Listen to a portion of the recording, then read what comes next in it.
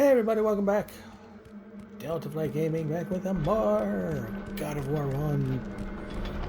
We are going to continue on with the Athena discussion. Woo! So we're going to now dive more into the aspects we talked about, Athena and Arachne. She's going everything that went down with that. And so now we're going to talk about Athena and war. So, Athena was she's more predominantly known for, courage in battle, as well as intelligence, and, restraint when needed,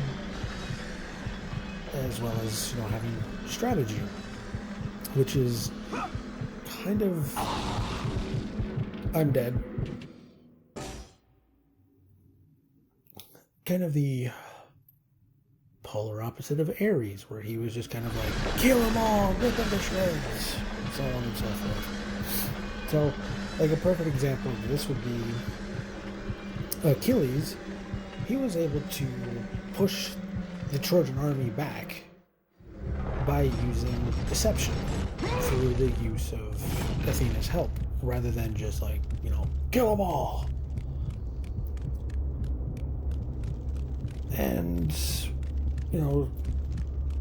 another thing that she was kind of known for when it came to strategy was something like the phalanx, and certain war strategies that were used even to today, in certain military tactics. And Athena herself has actually gone through and involved herself with many of the heroes throughout Greek mythology. For example, first off, we're going through Heracles. She come to help him when, his pure strength just was not enough. When Heracles was told to clean the Aegean horses' stables, those were the ones where, they would constantly defecate, and their defecate, basically their shit was very noxious fume, and it would poison you. He just couldn't figure out how to clean the stables, so Athena's like, well, why not there's a river right upstream, just reroute the river to go right through the stables. He did, and voila! It worked. When Heracles had to kill the Stymphalian birds, she came in to help him again. She invents this kind of rattle that she invented it, but Hephaestus helped to form it and build it. And Heracles couldn't kill the birds because the birds just kind of sat in the lake and he really couldn't do much. So basically, with Hephaestus' help and Athena who invented it, makes this rattle and he shakes it and the birds kind of rise up and he can shoot them down with an arrow.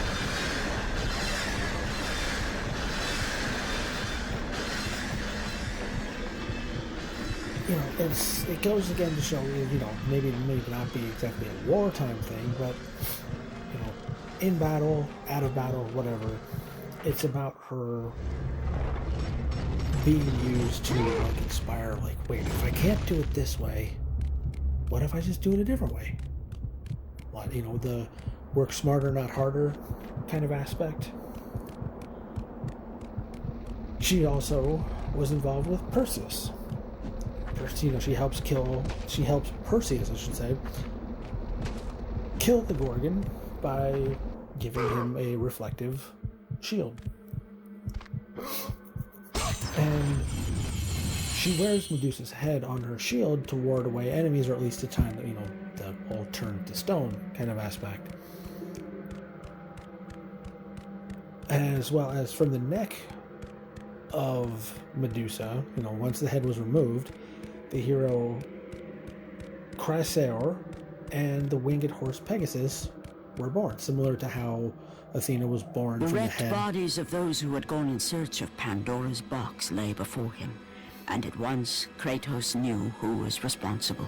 But this was not the first time he'd seen the ruin Ares and his minions had left in their wake. Kratos had experienced it firsthand, years before. The youngest and boldest captain in the Spartan army, Kratos inspired fierce loyalty in his men. It had always been enough to carry them through any battle, until this day.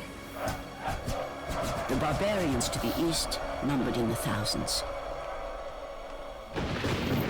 and descended on the Spartans without mercy.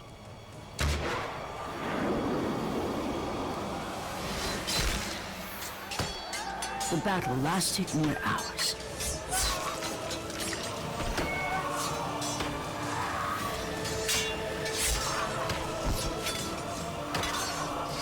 The discipline and training of the Spartans did little to stem the tide of the merciless barbarians.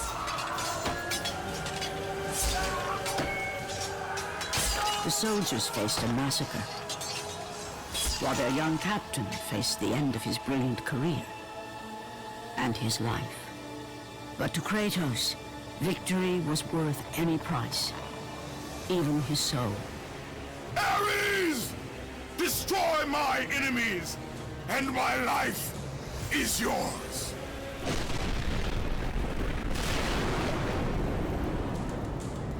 That desperate call for aid would come to haunt Kratos for all his days. By the gods, what have I become?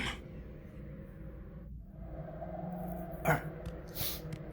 So, Athena also helps out Odysseus. Athena is known to be as like Polymetis, which is with much intelligence. And she helps to guide Odysseus on his journey back to Ithaca. And with the help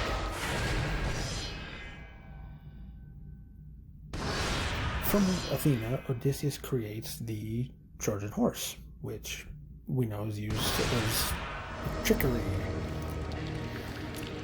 So that's kind of a good stopping point when it comes to Athena. We'll touch later on a little bit. We're going to jump now into the water god, Poseidon. So, Kronos and Rhea are the parents of Poseidon. He has a number of offspring.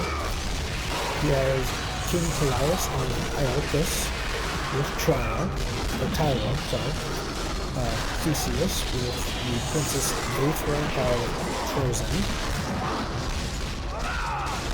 Bellerophon with Eurynomé, Queen of Corinth, Pegasus, and Chrysera with Medusa, Polyphemus, which is the one-eyed giant, and Laestrygons, which is a man-eating giant, as well as a good number more.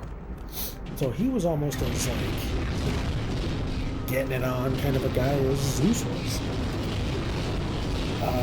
Most people know him as the Trident, and that's kind of one of the things he's known for, as well as the Dolphin, which I didn't know. He does have some significant cult titles. The first one is you probably mispronounced this, Enosmegius, which means Earth Shaker. The other one is the Hippias, of horses, which kind of goes to explain why in God of War 3 you fight Poseidon and he has like some water horses right there at the beginning. He's got two significant rituals and or sanctuaries. The first one is the Erechtheum. It's a saltwater spring in the Erechtheum, a temple on Acropolis, which is in Athens. And then the other one is the Sonium, which is a temple on Cape Sonium, which is also near Athens. Sometimes he's shown to be and will be at Mount Olympus, but most of the time he's pretty much just in the sea, in the ocean.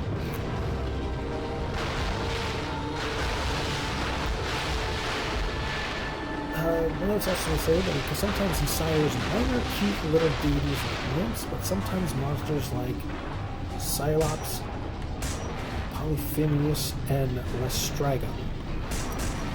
So, you know, it's, you know, he is kind of seen as a god, but he's got this more of like a, you know, rebel kind of side to him. He's more kind of, not rebellious against the gods, but he's just kind of like, I just, you know, I'll do whatever I want kind of deal. So, when we're diving into some of his attributes, we're going to talk about, you know, things like Hippias, or Hippias, of horses. This is the father of the winged horse Pegasus with Medusa. And most closely associated with the power of the sea, stormy waves, as I mentioned before. The Enocegeus, or Earthshaker, is the result of Poseidon striking the ground with the trident, which is what causes him to be known as that.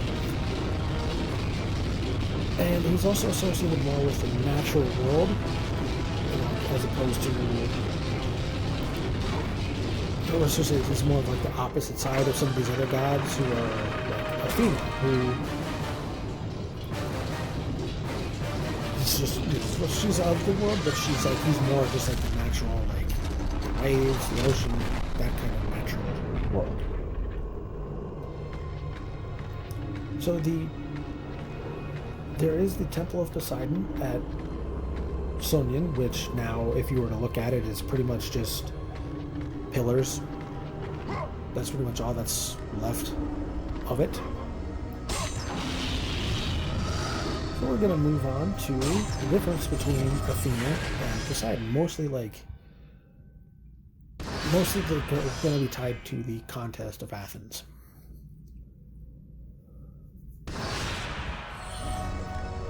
So, the first ruler of Athens was a half-man, half-snake guy named Cecrops, C-E-C-R-O-P-S, Cecrops, Kratos' marble collection. Well, there's no real god that's like tied to the city at that time. He's more of just like, yeah, Athens is just Athens, whatever. So, he holds this contest, and he's like, you know what? We kind of want to have a god for this city.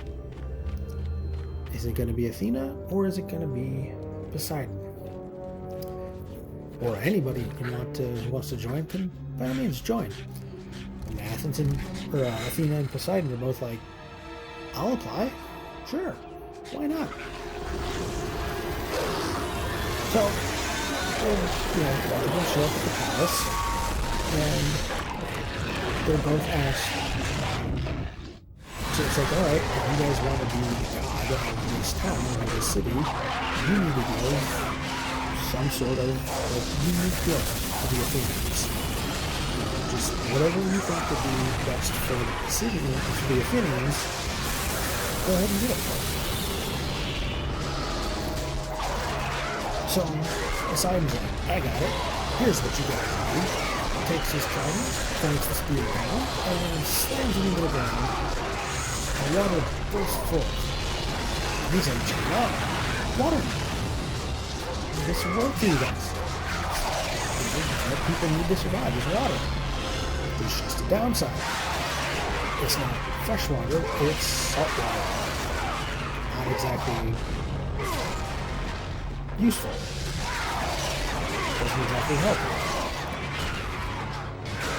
So, after they see that, they're like, well, we can't really drink this water. So, Athena, what do you got? So Athena thinks, how about an olive branch, an olive tree? She plants the olive tree, and immediately the olives start to just bloom. There's olives just sprouting up. And from the one tree, they take the plant, they take the olive, they plant another one, and so on and so on, and they have olives. And basically, these trees will continue to grow plants and thrive, basically just never run out of fruit. So, When they're sitting there and judging this whole contest, as opposed to now, you got salt water, which once you try them by sea, you really can't do much with it. And we have food, ample and almost infinite supply of food. So there's one version of this myth. The gods are watching this contest, and they all judge. They all go, you know what? Athena won this. Pretty much all the gods are like, yeah, Athena won that. Hands down. She did it. And that's the one myth, or one legend, one version of the story. The second version of the story was that all the guys voted for Poseidon, and all the women voted for Athena. And they go by majority rule. Well, there were more female gods than there were male gods, so the women won because of majority.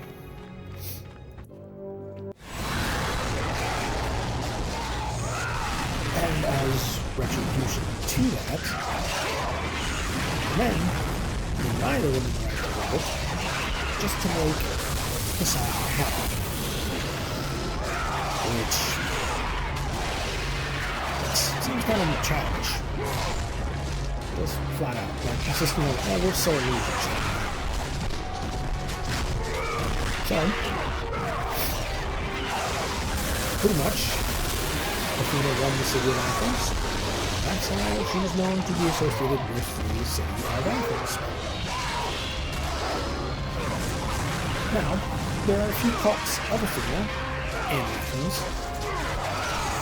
Like the Athena Polaris, which is the protector of the city. She's known as the protector of the city. Athena Parthenos, which is the maiden. Athena Nuke, which is victory. And Athena Promachus, or front fighter. So these are all just kind of different titles. You know, like Athena, the protector of the city, the maiden, the victor, victorious, more victorious. Or victorious victory. And Athena, the front fighter, up at the front lines of the battle.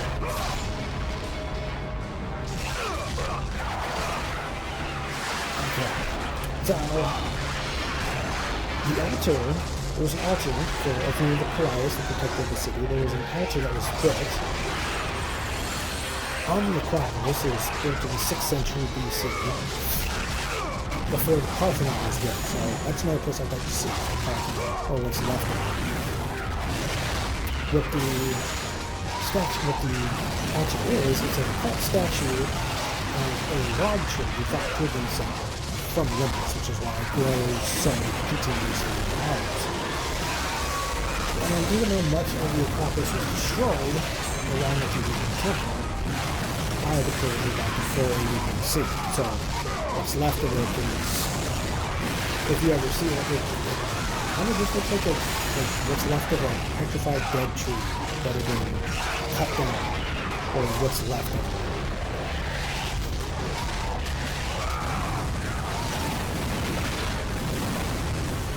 So like I said, Athens was burned to the ground by Xerxes in 480 BC, and the Acropolis was rebuilt during the 5th century.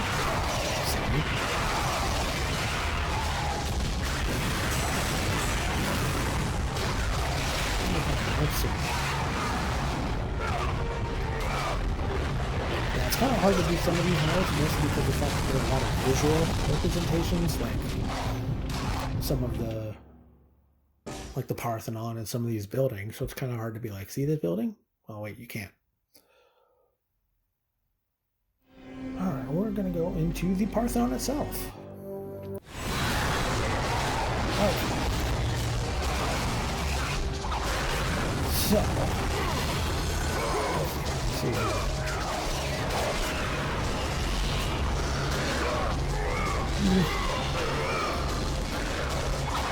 Yeah, that one's kind of hard to get into because it's a lot of visual. More visual, more visual.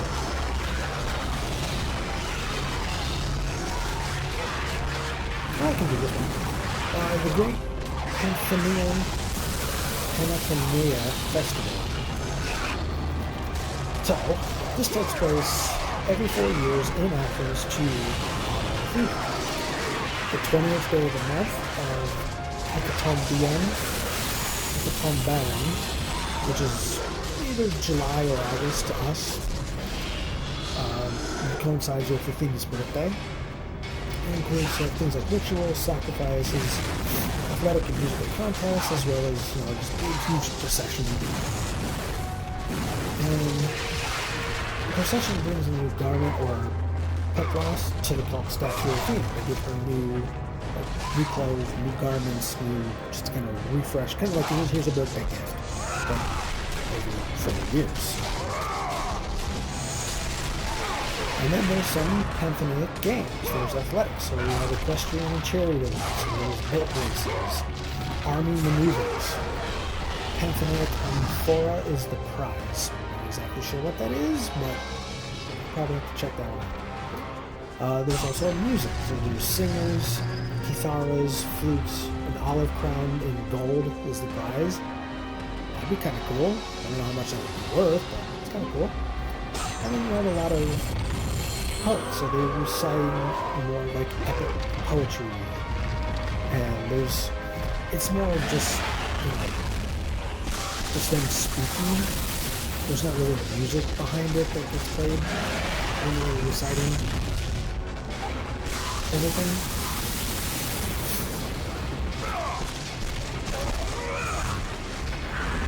So some of the things they have is with the equestrians they do just riding, if they're capable of riding, they use stunt riding with the guys, some of these charioteers jumping on and off the chariots or on and off the horses, just to kind of show that a lot of skill that's involved with that sport.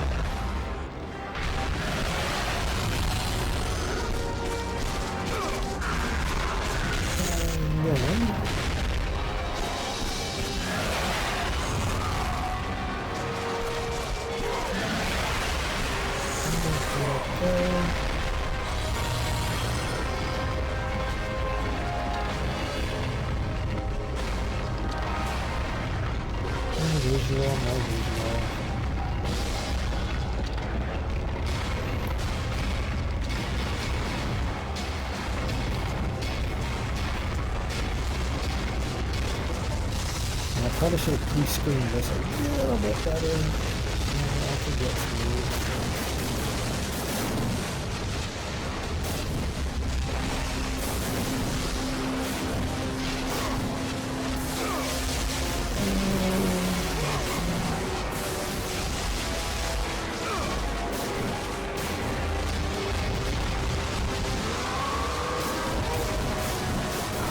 We'll do this one. The foundation of Athena.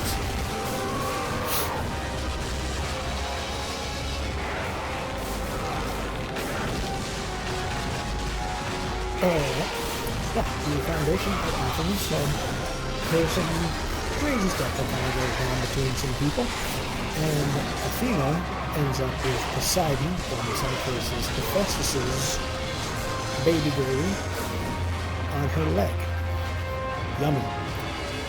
So, she takes a piece of wall, tries to wipe it off, and then just flings it, throws it to the ground, which, some of these older stories, when stuff like that is thrown across the world, or just thrown to the ground, it's not just like thrown and forgotten, something happens. So, because the wall has some baby grading on it, when it hits the ground, Earth, or Gaia, becomes impregnated, and from this, Electronius is born and is raised by Athena, and his son, Electheus, becomes one of the first kings of Athens. So, this quote-unquote virgin birth allows men to justify their place in time in society, and just meeting. And it also links men to be very closely aligned with Athena more than any other god. And this also, for anyone who's born in Athens, the Athenians, they get to claim there that they are Autochthonos, which basically means they're from the ground, they're from the earth. Kind of more just like a more symbolic, kind of like we came from the earth.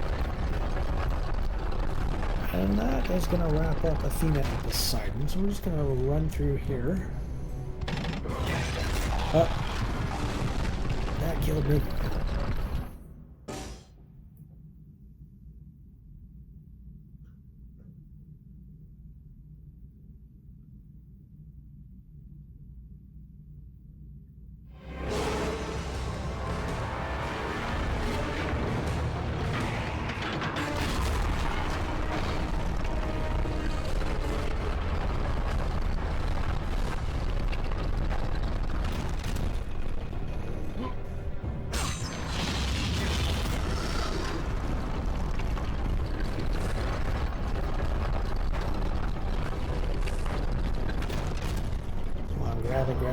Grab it.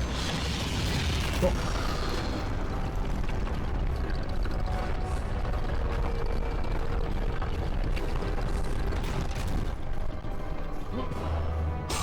So, I hope you guys have been enjoying my little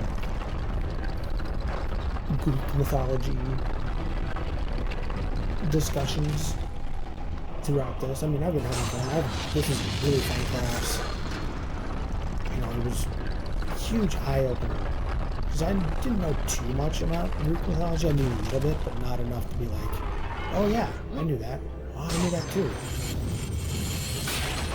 So, you know, and I figured, you know, with this, with having all these notes here, me playing God of War, I figured it just kind of would fit well enough.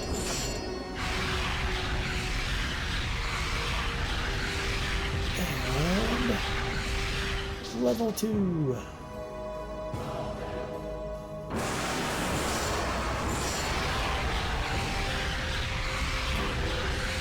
I don't know if I'll be able to get the trophy for upgrading everything to full capacity, but we'll see.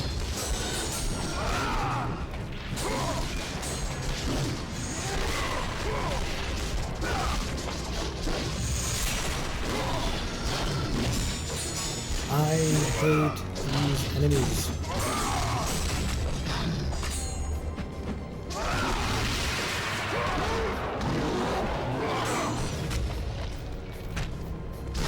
They take 2 ass whippings.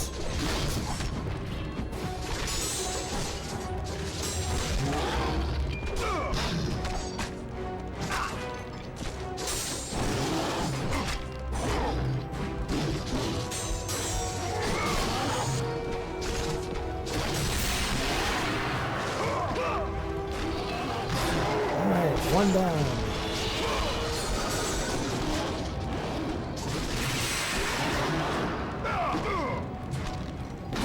Down. Oh great, another one showed up. 3 down.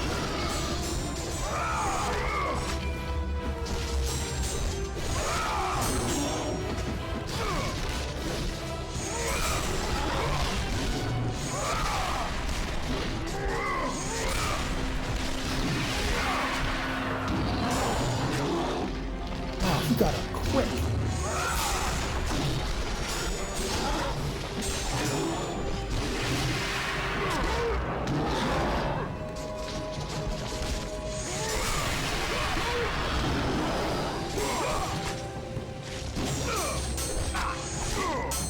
I might die.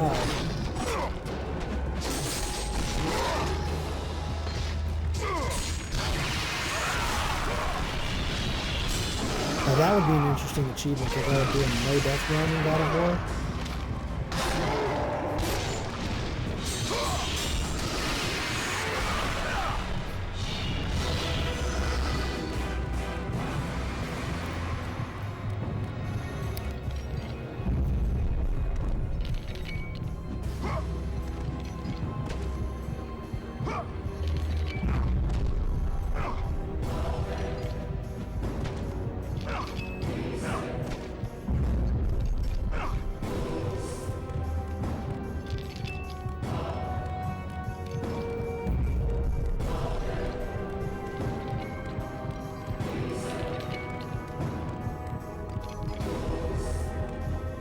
Upgrade. Is it a feather? Oh, it's a use key.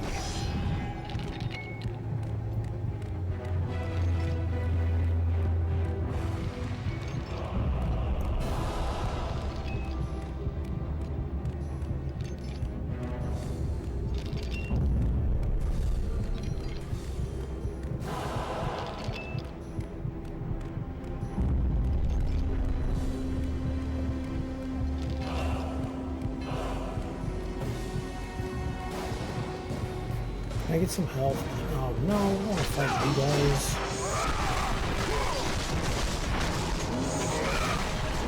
As long as I can keep you guys knocked out with this.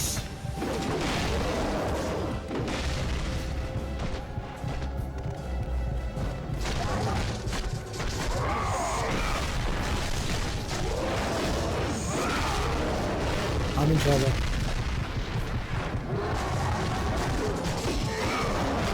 Yep.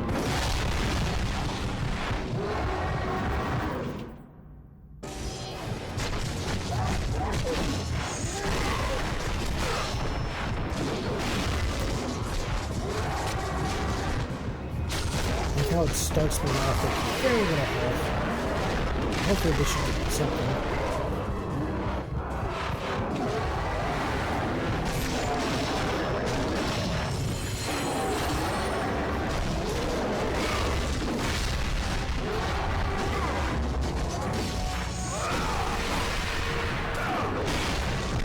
Don't go away, don't go away. Let me grab it. There you go.